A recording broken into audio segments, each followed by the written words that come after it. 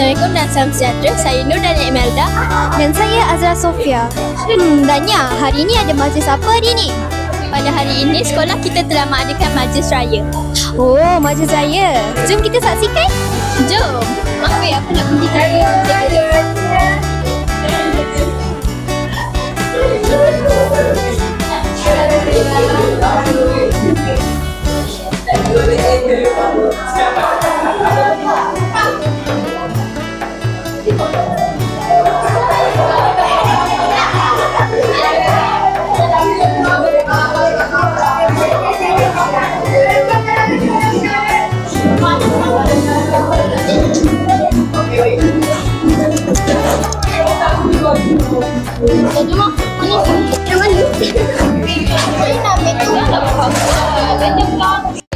Okay, sekarang ni saya kat kelas 2R. Saya bersama.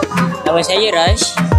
Okey, apa perasaan awak dapat menjamu raya bersama kawan-kawan awak? Saya rasa sangatlah happy dapat makanan dan favourite makanan saya lah, brownies. Okey, itu saja ke? Itu saja. Terima kasih. Bye. Bubur lambuk. Assalamualaikum. Saya di Satu Mimosa dengan Kishan Putri. Adik Uzair. Okey, saya nak tanya, apa perasaan korang dapat ada majlis hari raya kat sekolah? Bagi saya sangat seronok. Bagi saya lah sangat seronok dan kita boleh mengeratkan persahabatan kita semua, dan juga kita boleh bersalaman bagi orang yang kita rasa macam tak suka tu lama jadi suka. Okey, seronok sebab boleh makan dengan kawan. Selama ni makan dengan kantin, tak ada kawan. So makan dalam kelas ramai-ramai seronok lah. Okey, terima kasih. Okey, sekarang saya di Dua Mimosa. Saya bersama Wani.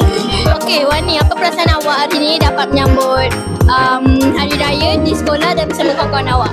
Perasaan saya sangat gembira dan seronok sebab dapat raikan bersama-sama rakan-rakan. Itu je?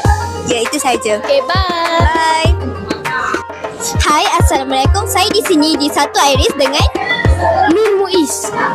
Ahmad Kani Fazil. Okey, saya nak tanya, apa perasaan awak dapat ada majlis hari raya kat sekolah?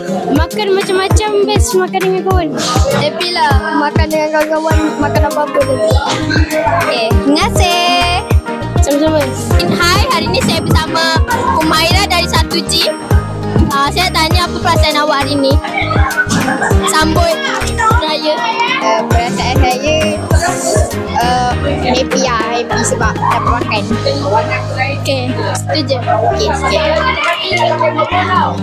Hai, Assalamualaikum. Saya di sini Dua Fizia dengan Saya Zara. saya Fakihah.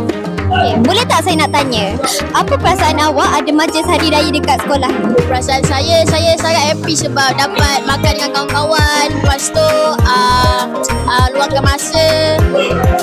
Saya pun rasa happy juga sebab dapat makan dengan kawan-kawan. Lepas tu semua pakai baju raya kan, semua cantik-cantik.